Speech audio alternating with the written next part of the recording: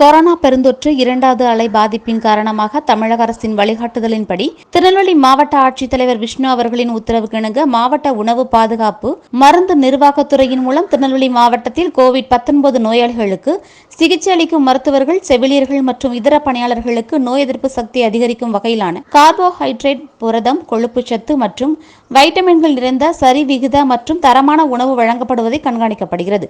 தற்போது திருநெல்வேலி மாவட்டத்தில் கோவிட்-19 தொற்றால் தீவிரமாக பாதிக்கப்பட்டவர்கள் திருநெல்வேலி அரசு மருத்துவக் கல்லூரி மருத்துவமனையிலும், இதர கோவிட்-19 நோயாளிகள் ஏனைய கொரோனா சிகிச்சை மையங்களான அரசு சித்த மருத்துவக் கல்லூரி, சுவாமி சிவானந்தா மருத்துவமனை, பத்தமடை, சேரன் மகாதேவி ஸ்கேட் பொறியியல் கல்லூரி மற்றும் மாநகராட்சி திருமண மண்டபம் ஆகியவற்றிலும் சிகிச்சை பெற்று வருகின்றனர்.